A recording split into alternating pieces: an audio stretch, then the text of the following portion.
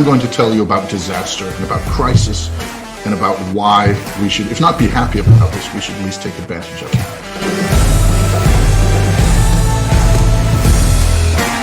There's a Churchill quote that I love, never let it go, crisis go to waste. And Churchill didn't say manufacture crisis. He didn't say create crisis, even if there's none. He just said when it's there, don't let it go to waste.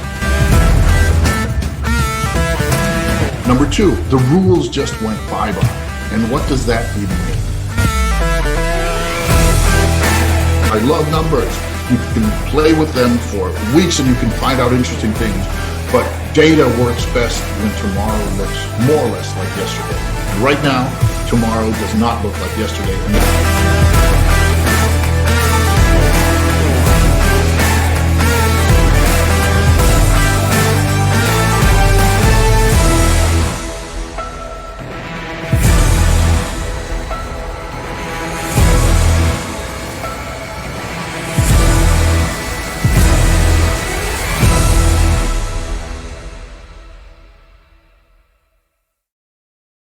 I'm the director of the College of Extraordinary Experiences, an experience design company and accelerator that takes place at this beautiful 13th century castle in Poland. It's been called the Harvard of Experience Design, and we're pretty happy about that, as somebody else's word.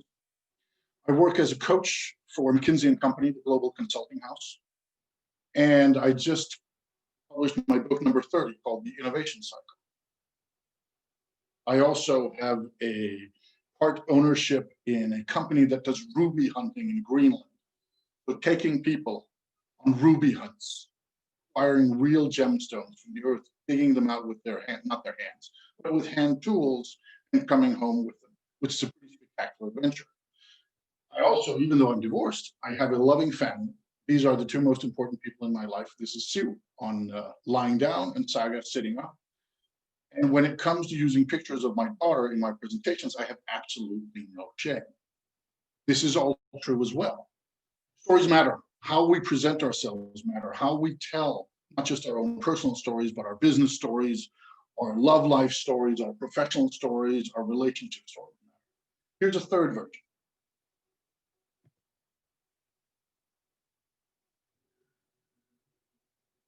With Claus, like anything ever experienced or working with Claus is like opening doors up to new dimensions. What Claus does is expand people's minds to be more adaptable. And I just realized that just like you, I also did a technical glitch because I didn't share my sound. That's going to be useful. You're now going to get this sound as well. Here's a third version. Ignore what just happened. Pretend this is the first try. Working with Claus is unlike anything that I have ever experienced or that anyone will ever experience. Working with Claus is like opening doors up to a new dimension. What Claus does is expand people's minds to be more adaptable and elastic. And the outcomes you get from that are really spectacular. You can take something that can be really boring and corporate and honestly just stale, and Claus has an ability to breathe life into a project and to help you see things from a different perspective where otherwise you would never get there. Everything is fast, everything is connected, everything is possible. Things you couldn't dream of before is suddenly doable.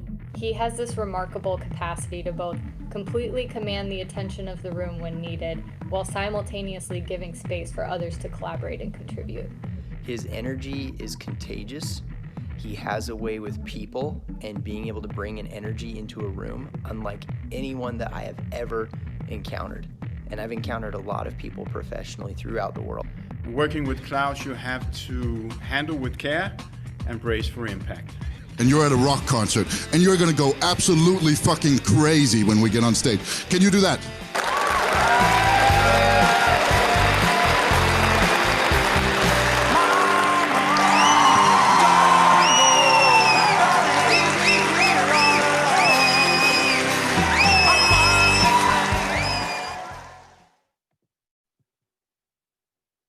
Stories can be told in many ways, but no matter how we tell them, They matter. Stories are constructed. That's part of their power. This is not the whole truth. It might not even be a truth. And there's always another way to tell a story. There's always another story to tell. Even if it's the same story you're thinking, but they know who we are. They know what we stand for. They know what's happened. No, you can tell it from a different perspective with a different focus, point, even if you have the same facts to begin with. What does that has to do with business? This is what we're here for, right? You are in industries that are suffering. You're not here to learn about how to do theater or write books. You're here to do business. Well, it turns out it has everything to do with business. Now, here's a poll for you. Juraj, will you poll us for a moment? Are you familiar with the concept of neural coupling? And Juraj takes it over and elegantly does a poll.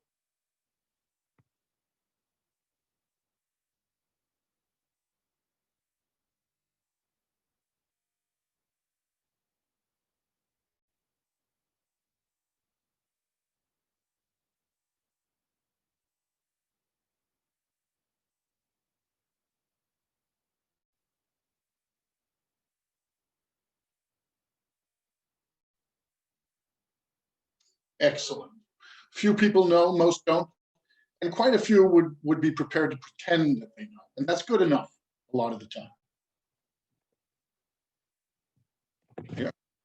Neural coupling is what happens when neurons in your brain fire at the same place as neurons in my brain.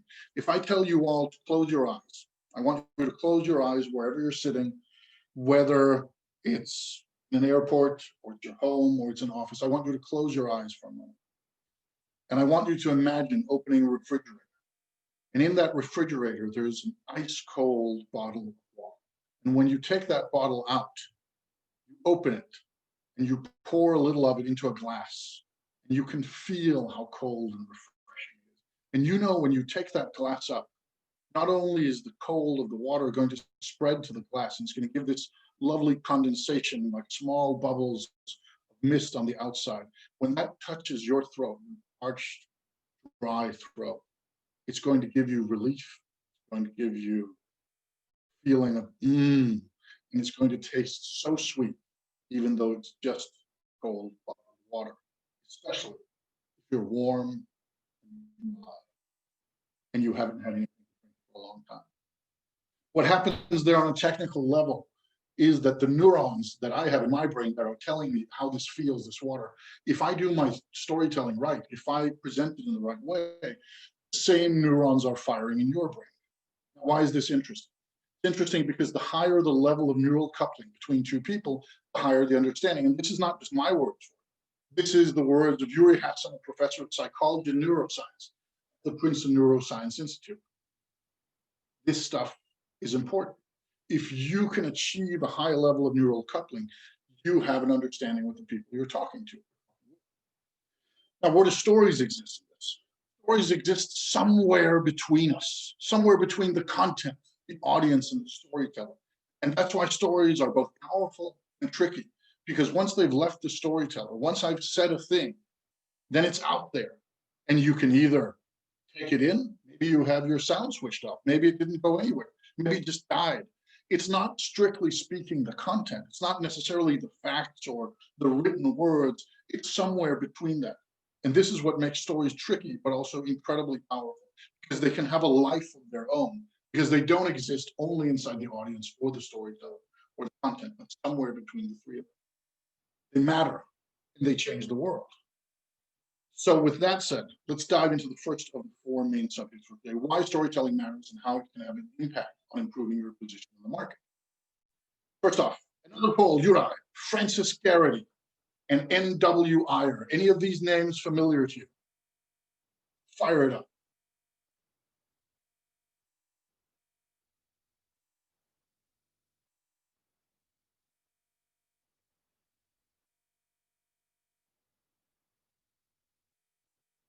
I think we're getting a clear picture here, Juraj. Let's jump to the next one. Okay, one knows, that's pretty cool. And let's jump to the next. You have a separate poll for this, Juraj? Or should we guess that this is in the same league?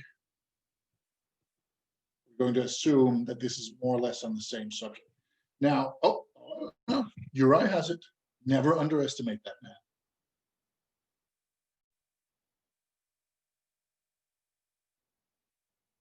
Ooh. Now here it gets interesting, but Frances Garrity is mostly known for the work at NWIR or NYIR, and that means that the person who knew about her, but not about them, there's a story there. Let's dive into that at a later point. This, some of you will probably have seen before, and if not, you will know this, diamond is forever. In 1948, the De Beers Mining Company, De Beers Diamond Company, got their advertising agency, NWIR, to come up with a new slogan. They needed to boost diamond sales after the Second World War because, let's just face it, that consumer demand was not exactly at a high in 1948 on a global level. And to put it even more kind of succinctly, De Beers, which had a diamond monopoly at the time, was selling diamonds to many sorts of people. One of the groups that was buying them were Americans who bought diamond rings for their engagement rings. So when somebody would pop the question of, do you want to marry me? They would be pop it with a ring. Now in 1940, according to the same Frances Garrity, women wanted their men to spend money on a washing machine or a new car, anything but an engagement ring. 10% of engagements featured a diamond engagement ring. In 1990, that number was 80%.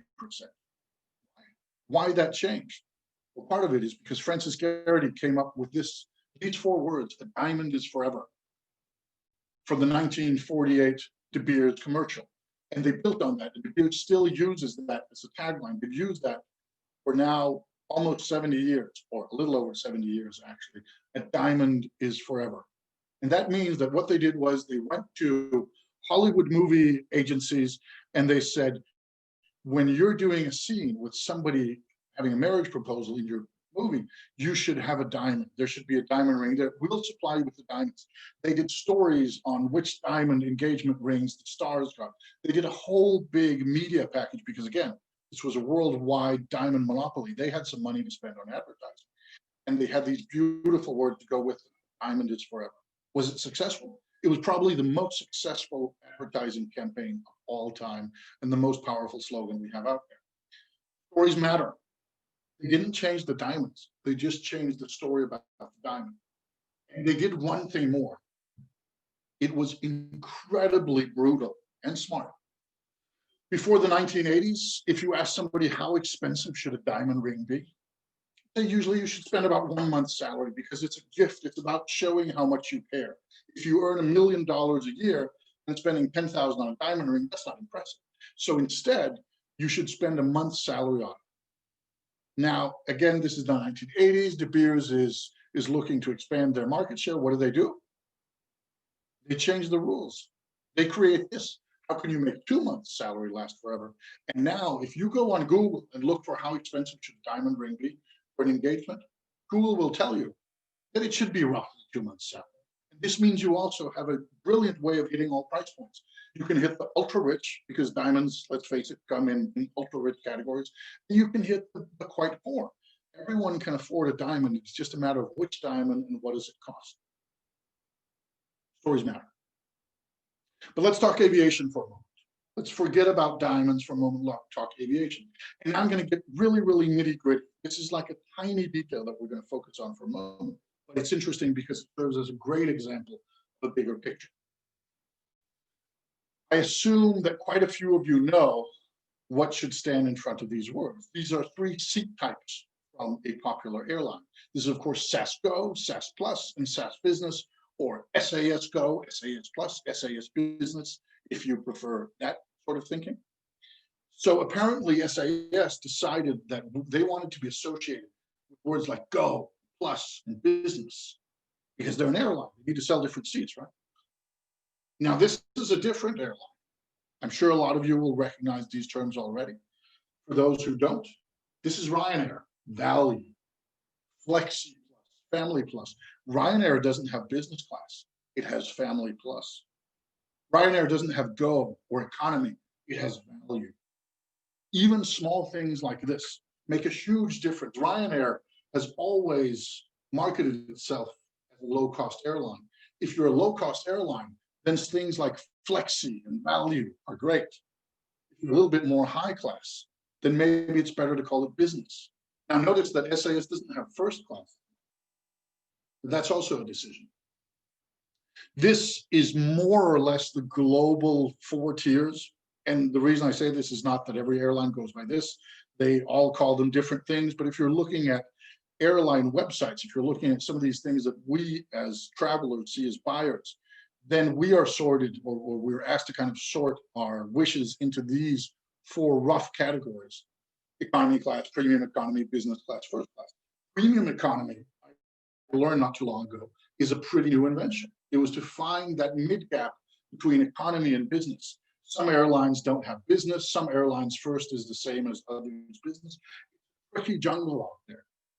But this, even such a small thing as what do we call our seats, it matters.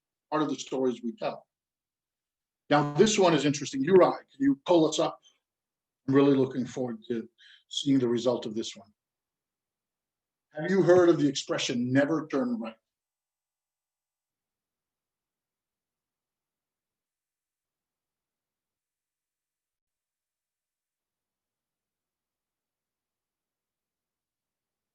See, here we have quite a few more who know what it is, and only one socialist. Excellent. So the expression never turn right in aviation terms, I stumbled across that in a documentary not too long ago about luxury travel. And it turns out that never turn right is a way of saying I'm a luxury traveler. Because when you get on a plane, for most airlines, not all, but for most airlines and most aircraft, if you turn left when you come in, that's where business and first class are. If you turn right, that's where the dreaded economy, premium economy, monkey class, stewage, the cargo hold, whatever it's called. And there was this beautiful gentleman in it. And he was this elegant and very posh and service of the stars. And he said at some point, he said something like, I decided that day to never turn right again. And I thought it had some poetry to it, even though he was basically just declaring himself a snob in airline travel. But this is also part of story. And when I talk about storytelling, it's not just about visual branding, it's about marketing. Even though I love this next piece I'm going to present to you. This is from Snowbird. It's a mountain. And this is a review. This is the famous one-star ad campaign. Snowbird got a review from a customer called Greg from Los Angeles. And Greg said, too advanced, 1 star. I've heard Snowbird is a tough mountain, but this is ridiculous. Now, I don't know if Greg's voice is exactly like this, but we'll pretend it is. It felt like every trail was a steep chute or littered with tree wells.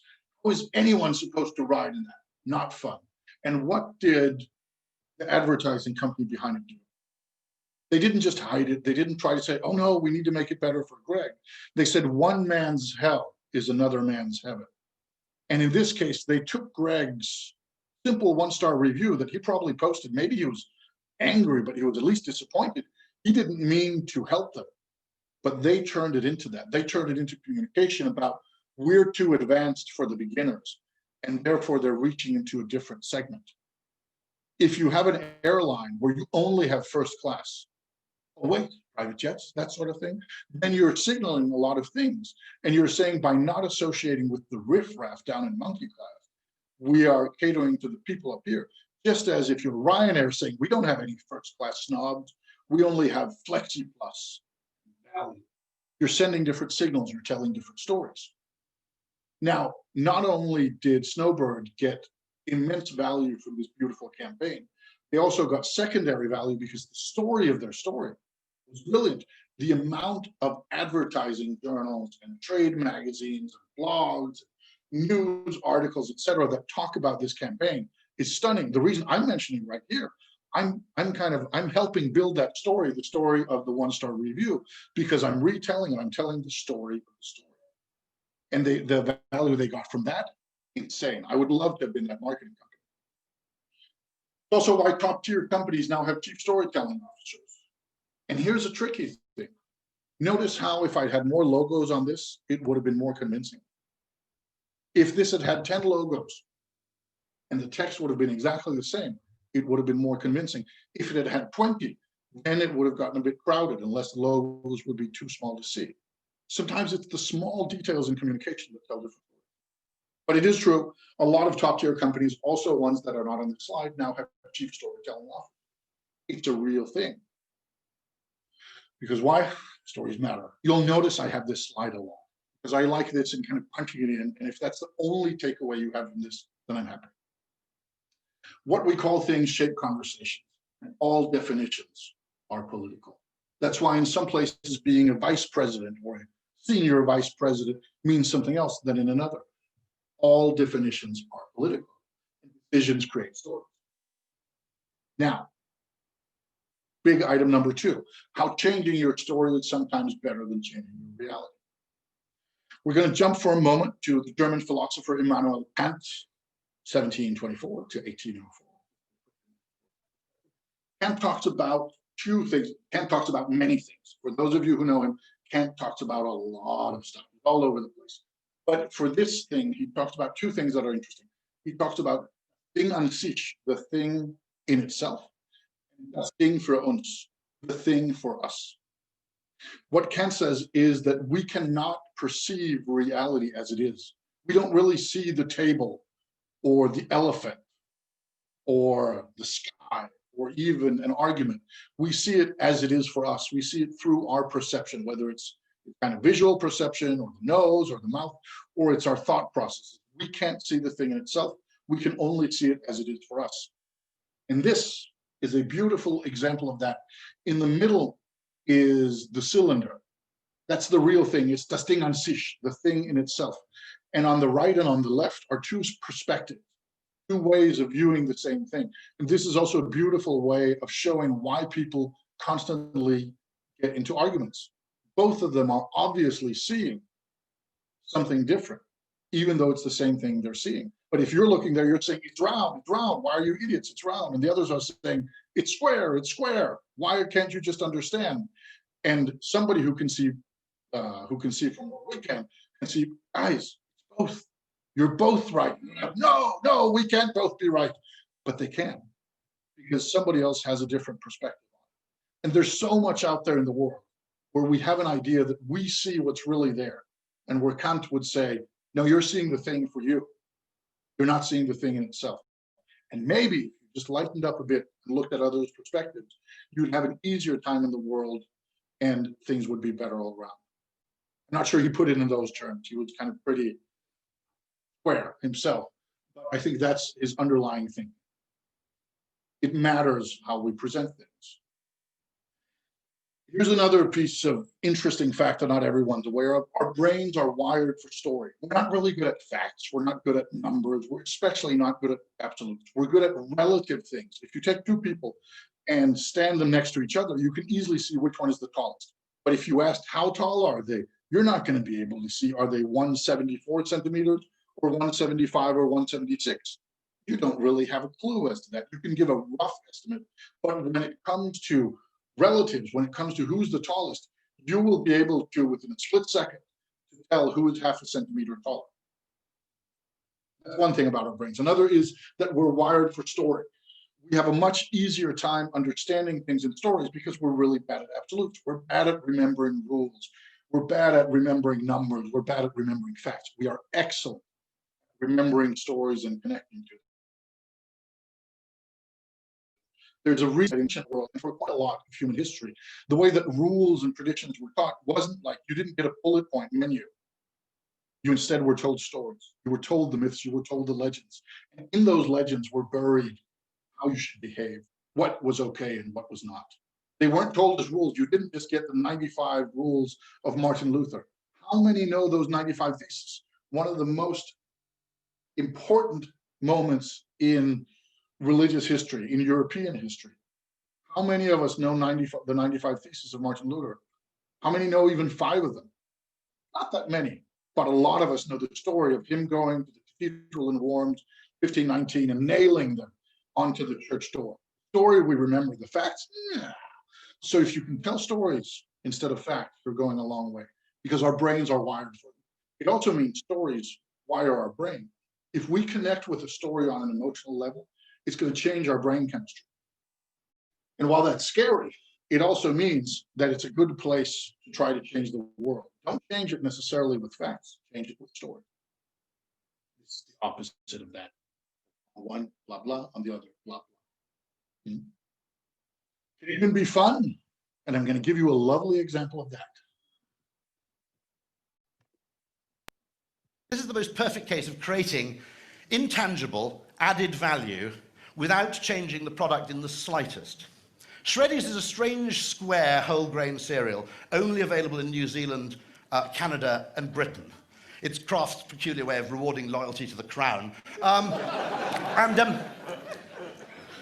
In working out how you could relaunch Shreddies, he came up with this.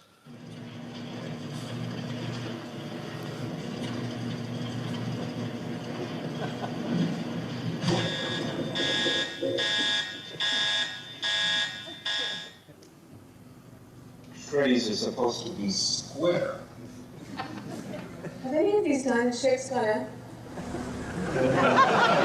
New Diamond Shreddy cereal. Same 100% whole grain wheat in a delicious diamond shape. No! I'm not sure this is the most perfect example of intangible value creation. All it requires is photons, neurons, and a great idea to create this thing. And I have to say, it's a work of genius, but naturally you can't do this kind of thing without a little bit of market research. So Shreddies is actually introducing a new product, which is something very exciting for them. So they're introducing new diamond Shreddies. Which is interesting. So I just want you to look at the box there. So I just want to get your first impressions when you see that, and you see the diamond Shreddy box there. Are they square? I'm a little bit confused. They look like squares to me. It's all in the appearance, but it's kind of like thinking about a 6 or a 9, like a 6. You flip it over, it looks like a 9, but a 6 is very different from a 9. And M and a W, exactly. Actually, when you don't see it, like when I sat there, I think you just look like you turn on its end, but when you see it like that, it's more interesting. Like it. Just try both of them. Get a square one there first.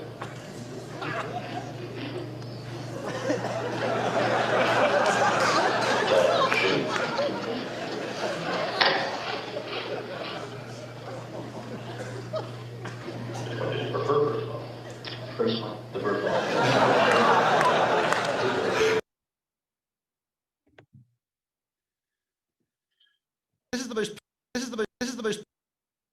This guy you just saw is Rory Sutherland, who's a behavioral economist and an advertising guru, one of my heroes, and one of the good places to go for inspiration. But this is the real world. This sort of thing happens. This makes a change. And what he goes on to tell is that they ended up Shreddies creating a box that said both squares and diamonds.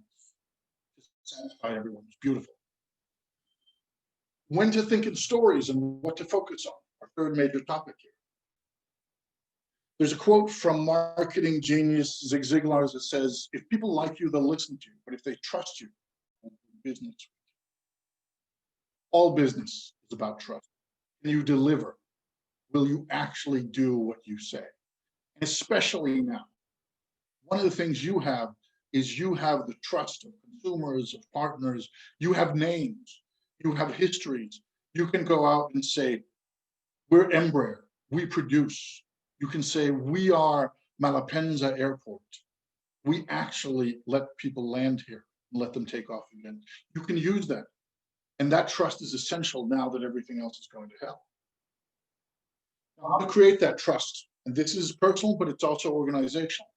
Storytelling expert Jordan Bauer says it this way: the most effective way to develop trust with others is by telling them your own emotionally intimate story. When should you focus on that sort of story? And how do you do that? How do you tell people an emotionally vulnerable story? Well, you could do it like I did. You can talk about your divorce and your lack of education and the fact that you owe a lot of money to a lot of people. It humanizes you. But you can also do it as a company. You can go out to your customers and say, it's hard. We don't know what we're doing. We're doing our best. You need to trust us, and you need to help us, and you need to believe in us, because right now things are hard. It's very common to think that we only trust the glossy and the infallible and the perfect. But the reality is that we trust the humans, and we trust people who make mistakes. Going out and saying, I made a mistake, It was my fault. And I take that on my shoulders. It's hard, whether you are a partner in a relationship or you're the CEO of a 1,000-person business. But it matters and it makes a difference. When should you focus on this? When should you talk about stories? Well, first of all, according to this very wise guy that you've now met for at least a couple of minutes, you should always be focused on. With that said, situation number one, when the facts aren't enough, it's easy. Of course, that's also storytelling, but it's easy if you're the best or the cheapest or the safest or the most whatever. If you're the winner, then that's enough story. American General Douglas MacArthur said around the Korean War, said there is no substitute for victory. When the facts aren't enough, then you need to think about storytelling, because then you can't just say you're the biggest or the best or the cheapest or the most whatever or the least. Situation number two, when you don't have the money, if you need to build a new airport and you don't have the money, well, then you better look at other options. If you need to change something in the physical world, usually that costs physical resources. If you don't have money, you should start thinking about stories. And when there's no time, it's pretty hard to develop a new supersonic jet. A lot of people are trying to do that right now. It's pretty hard to develop that in a short time. But talking about how your travel experience changes, that can be done in a short time. And of course, situation number four, when others have taken control. When others control the narrative, there's a beautiful statistic that, again, I discovered pretty recently. I was looking at places to travel before Corona and found out that if you go to Paris, there's an index for how safe is our cities. Paris scores 20 percentage points lower than Moscow. Not 20%, but 20 percentage points. Moscow scored like 75, Paris was 55. To me, as a boring, safe social democrat Dane from the Nordic countries, I was shocked. I thought that Moscow was this like exotic but also dangerous place where everybody's part of the mafia.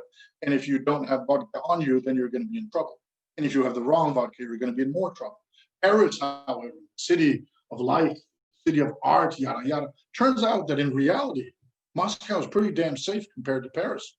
Did I know? No. Did it change the story that I now tell about Moscow or Paris? Of course it did. When others have taken control of the story, that's when you should think about storytelling. And of course, last but not least, when numbers won't save you. We've let the engineers rule the world for many years, and it was a good thing because tomorrow looked like yesterday. And when tomorrow looked like yesterday, numbers are good. You can say, if we get this many tickets, if we buy this many airfields, if we put up this much advertising, if we do this and this and this, we will have this results. That's great. The machine worked, but now it doesn't. Tomorrow doesn't look anything like yesterday. We're in the middle of a crisis or a shift or a change, whatever we want to call it. And it means that we can't trust the numbers anymore. And that means we need to look to other people for how to do things. Storytellers are one group. The important thing is, you guessed it. Number four, where to look for inspiration and partners. First off, I have some good news. There are many kinds. Many people, there are many places where you can go to get assistance. Because of the digital reality we live in, you can be sitting in an office in Johannesburg and you can be having a guy helping you in Finland. That was hard 10 years ago. It was nearly impossible 30 years ago, unless you had a good landline and weren't afraid of paying the phone bills. Now, yes. There's the internet, videos, podcasts, books, etc. Roy Sutherland is one guy I mentioned, TED Talks, podcasts. There's tons of stuff out there. Free, that's accessible, that's beautifully produced, that's made by wonderful, smart people with experience, and they're only waiting to help you. Well, actually, they're not, because their content is there. So they're not even doing anything, it's automated, but it's there and you can use it. Second is there are internal heroes. They're your mechanics. They're your sales force. They're your cleaning crew. They're the taxi driver. They're the people who are part of your show, the stakeholders, the employees, the close partners, the leadership team. But maybe look at places where you didn't look before. If you think that your HR people are going to solve social events for your digital workforce, how the hell should they know how to do that? But maybe that kindergarten teacher you have there, who was a kindergarten teacher for 6 years before becoming a sales desk employee, maybe she knows. You have people of your own, and they can help. Their friends and allies, their fans, reach out to fans, ask them, get them to help, their partners, their firebrands, there are people out there who will put their time on the line to help you because they believe in either you or what you're doing or both. Then, of course, there's the business pros. They're the consulting. They're the advertising gurus. There are the people out there who work with communication. Not a bad place to go. Some of them know their stuff in this way. Some of them don't, but a lot of them do. They're there. And then, of course, there's the specialists. They're the storytellers. They're the thought leaders. They're the people who may not have worked in this arena, but will have worked with this specific thing before. Disney just laid off 28,000 people. Some of those are floating around looking for work.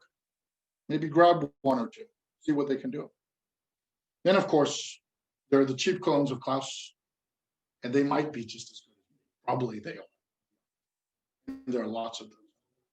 Most of them even are better dressed and say things in nicer ways, but they don't have the same luster. So you make the choice. And I want to share with you, before we close down, I want to share with you one final story. Then over to you, Ron. This is the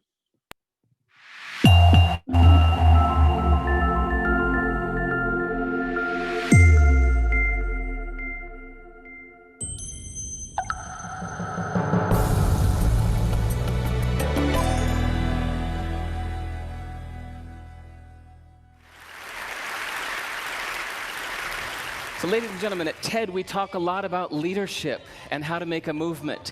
So let's watch a movement happen, start to finish, in under 3 minutes and dissect some lessons from it.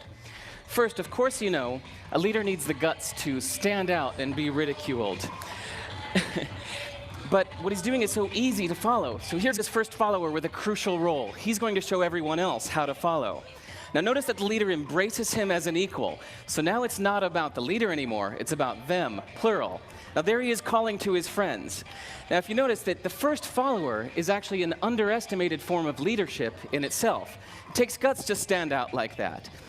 The first follower is what transforms a lone nut into a leader.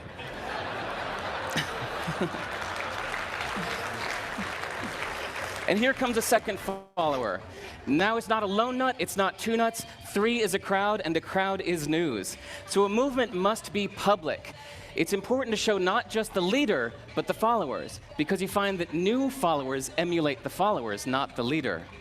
Now here come 2 more people, and immediately after, 3 more people. Now we've got momentum. This is the tipping point. Now we've got a movement. So notice that as more people join in, it's less risky. So those that were sitting on the fence before now have no reason not to. They won't stand out, they won't be ridiculed, but they will be part of the in crowd if they hurry. So over the next minute, you'll see all of the those that prefer to stick with the crowd, because eventually they would be ridiculed for not joining in. And that's how you make a movement. But let's recap some lessons from this. So first, if you are the type, like the shirtless dancing guy, that is standing alone, remember the importance of nurturing your first few followers as equals. So it's clearly about the movement, not you.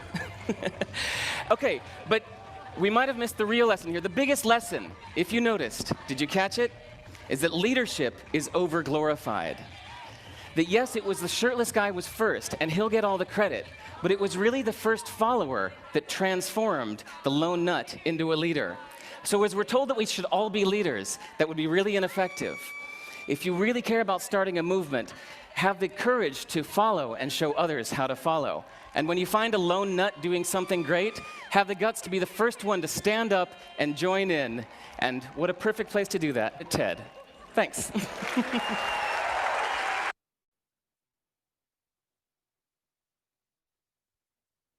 Uri, over to you. Thanks a lot, Cloud. I think that was really, really great. Now, ladies and gentlemen who you are joining us today, you could see that why we brought Klaus in, as we wanted to do something totally different that we did before. And why? Because stories matter. So And we already got some questions from you, so we have something around 10 minutes left, so feel free to type more questions in the Q&A section. And we have a question from Valdi, sorry if I'm not pronouncing your name correctly, Valdi Legrand. Very simple, but maybe it's not that easy on the other hand too. So Klaus, would you have some tips to how to create a good story? It's an excellent question, Valdi, and I think I'd start with saying a good story needs to be recognizable. It needs a hero or several heroes. It needs a problem or a crisis. It needs solutions, and it needs to have something that you can identify with. It needs to be simple. And there are many frameworks out there that are interesting. There's the hero's journey framework. There's the pathos, ethos, logos framework. There are other sorts of things that you can grab out there from different professional spaces.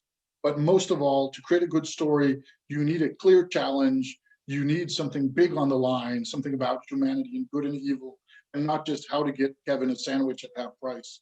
And you need heroes. That's a good place to start. Thanks for the question, Valerie. Nicholas, how do you maintain such a positive attitude when having faced so many hurdles in your own life? Well, thank you for that question. The talk I gave for AviaDev in September about crisis is very much for that. So if you're interested in an 18-minute answer to that, then it's on YouTube on the AviaDev channel. And if you just want the 30-second version, I think part of it is in looking realistically at what goes wrong. I owe a lot of money. I've been in a lot of ups and downs, and yet I still have the ability to walk. I have food on my table. I have people who love me. I have people who I love. Some of them are even the same people. And I have opportunities, and I can do things. And I'm lucky enough that I live in one of these socialist paradises. So even if I go completely bankrupt and never earn a cent more in my life, I have a country that will take care of me and give me health care and a place to stay. So I'm a lucky bastard. And that means that even if things are tough, and they are, then they're tough because I choose to let them be. So I think that's part of my answer. I've been near the cliff face. It's not that scary when you've been there. We have another question from Tom Cock asking, I just lost it. Storytelling, just advertising. Yes, there it is, yeah. I think the way to answer that, Tom, is that you cannot do advertising without storytelling, but storytelling is not only about advertising. I know that's a little bit of a philosophy, yada, yada answer, but the reality is that you can choose to make it that, but you can also choose to have it deeper. The bigger stories we connect with, the harder it is to use them for advertising. We've all seen those. We've seen those where you have something where it's like beautiful, soft piano music, and once Marissa had 3 daughters that had cancer, but now she found joy in life, and then it's a toothpaste commercial. It's really hard to kind of combine that. So the deeper the story, the harder it is to use it for advertising.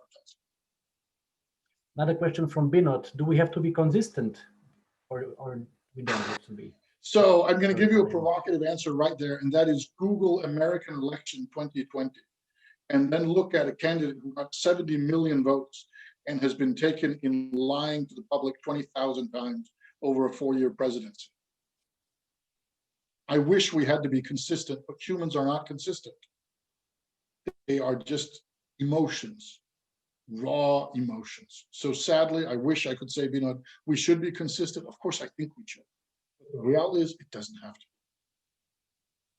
Yada Yada does it. Thank you, Tom. I organize sightseeing flights. What storytelling can you give me to attract first time? Well, one of the things I do right now, if I was an airline, I do exactly this sort of sightseeing flights. You have all these beautiful planes sitting on the ground.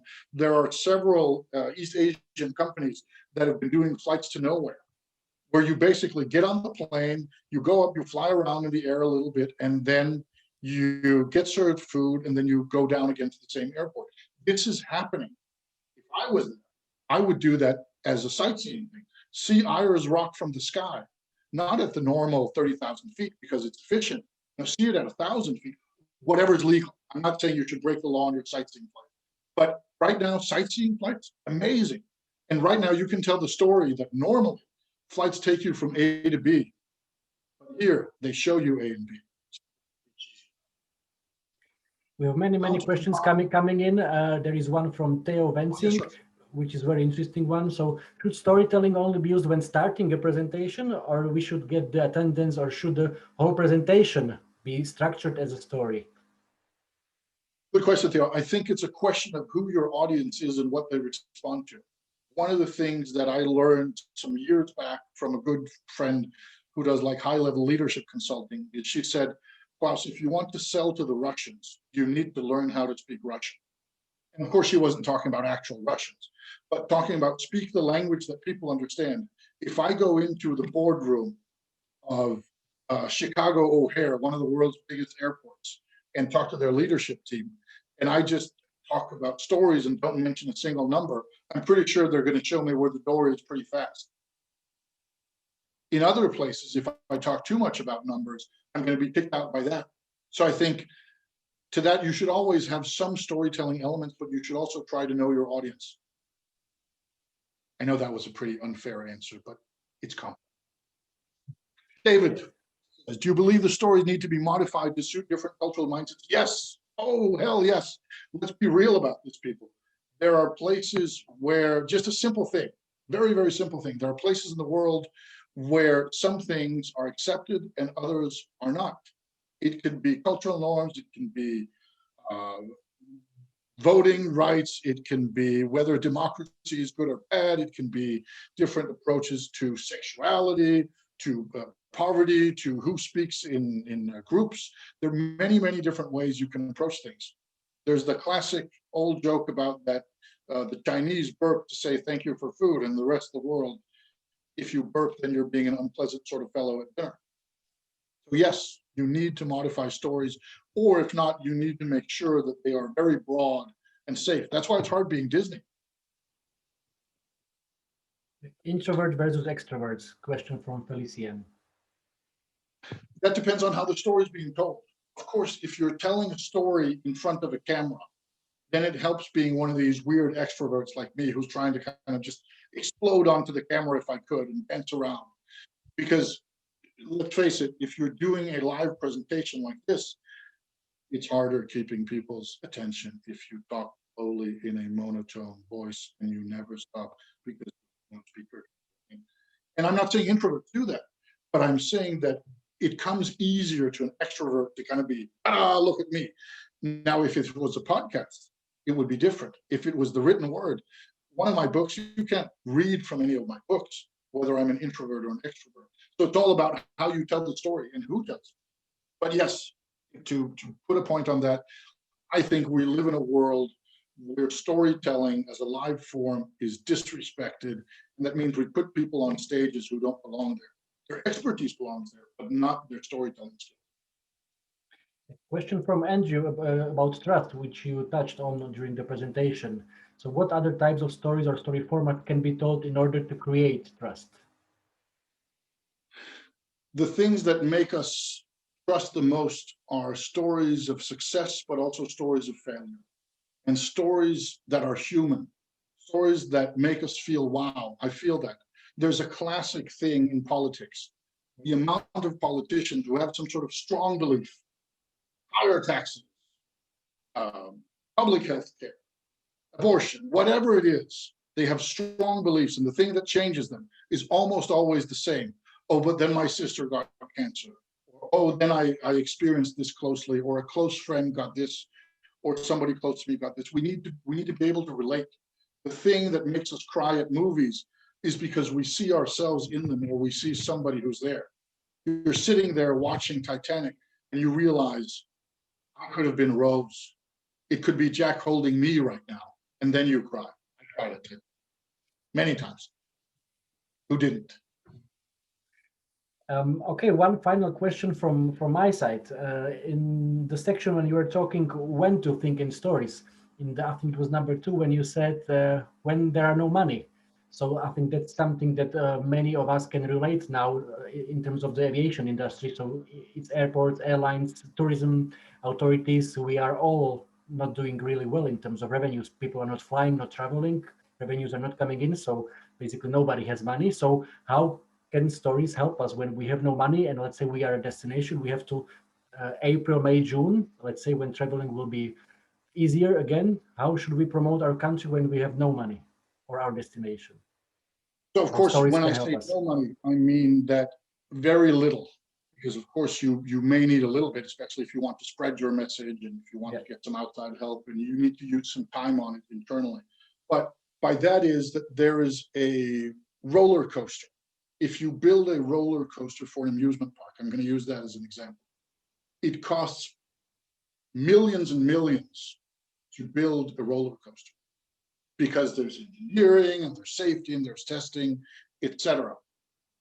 And yet, whenever there's Christmas or there's Halloween, for a tiny fraction of that price, you change the story of the roller coaster because you give it some Christmas decorations or some Halloween decorations. Or if you do a big overhaul, then you maybe change it for a longer time. Disneyland, which is one of the world's biggest amusement parks, I guess you won't need that, but they had a ride for many years that was called Hyperspace Mountain, or it was called Space Mountain. And then when they did their Star Wars partnership, when they bought Star Wars, then they changed it to Hyperspace Mountain. And they took all the interior, they didn't change any of the places, any of the actual roller coasters. They just changed the images that you saw in the voiceover. They changed the story, but not the ride. And I think the way to look at that is, if you have a plane that has EasyJet paint on it, it's an EasyJet plane.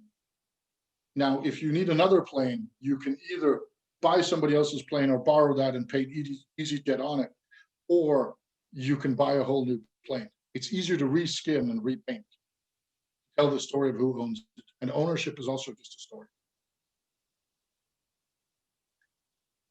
Okay, we're running out of time. So before I let you go, Klaus, it's actually not a question. It's a very, very nice words from Andrew.